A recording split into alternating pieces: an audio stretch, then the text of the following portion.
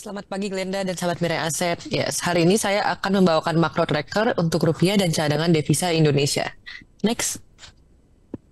Yes, jadi selama 3 bulan terakhir ini kita melihat penguatan rupiah yang cukup pesat ya. Dalam jangka waktu dari Juni sampai dengan September ini, rupiah sudah menguat sebesar 5,6%. Ini sudah mereverse semua loss yang diemban pada Q1 sampai Q2 2024 kemarin.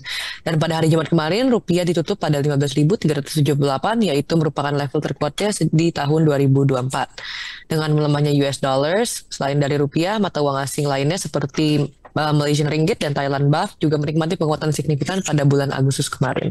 Dan rupiah pun menjadi salah satu kontender terbaik dibandingkan negara-negara tetangga dan emerging currencies lainnya. Dan ke depannya kami masih berekspektasi akan adanya penguatan rupiah didorong oleh faktor seperti pemangkasan suku bunga secara global, kecuali Jepang ya, karena Jepang baru saja menaikkan suku bunganya dari yang tadinya negative interest rates ke yang positive interest rates. Namun penguatan ini memang akan dibarengi oleh risiko lainnya seperti US election dan pembentukan kabinet Prabowo Subianto di bulan Oktober. Dan saat ini market memang sudah price in untuk Kamala Harris yang sebagai kontender US election.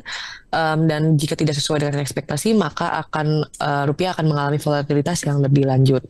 Namun sebenarnya overall trennya ini masih akan bukan menguat ya, berada di level-level yang saat ini sampai dengan akhir tahun 2024. Next. Ya, sebenarnya penguatan rupiah ini disebabkan oleh inflow yang cukup ample di bulan Agustus kemarin ya. Jadi investor asing meningkatkan investasi mereka di Indonesia didorong oleh ekspektasi kebijakan moneter yang lebih akomodatif dari Federal Reserve. Dan ini mencerminkan keyakinan yang kuat terhadap prospek ekonomi Indonesia karena memang secara fundamental ini Indonesia masih tergolong cukup kuat ya. Di sektor saham ada pembelian yang cukup besar di bulan Agustus yaitu di 28,8 triliun dan 39,2 triliun di bond market. Dan walaupun di bulan-bulan awal 2024 ini mengalami net sell ya, tapi 3 bulan terakhir ini memang kita sudah mengalami progres yang cukup baik ya, karena secara year to date akhirnya ada inflow sebesar 7,7 triliun di bond market dan 29,2 triliun di equity market. Dan untuk hal lainnya adalah ada SRBI juga ya. Di sisi lain memang SRBI itu juga penyumbang inflow yang cukup signifikan, namun beberapa bulan terakhir karena adanya ekspektasi Fed rate cuts dan BI rate cut, BI sudah memproses normalisasi ya SRBI. Jadi memang dari sisi yield sudah diturunkan dan sisi auction juga sudah lebih jarang, tadinya 2 kali jadi 1 kali. So market appetite yang tadinya ke SRBI akhirnya semua pindah ke SBN ya. Next. Yes, dan inflow yang cukup ample ini akhirnya mempengaruhi cadangan devisa Indonesia ya.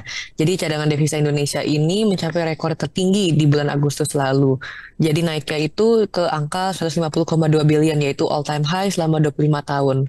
Ini merupakan suatu progres ya karena di beberapa bulan terakhir di Q1, Q2 memang cadangan devisa kita cukup tergerus karena ada upaya untuk stabilisasi nilai tukar rupiah ya. Jika kita lihat juga, memang karena sekarang penguatan rupiah cukup signifikan, sebenarnya pemerintah tidak membutuhkan cadangan devisa untuk menstabilisasi nilai tukar rupiah. So, kedepannya kita masih expect cadangan devisa ini akan tetap robust ya, tetap ample untuk menjadi cushion untuk perekonomian Indonesia. Oke, next. Yes.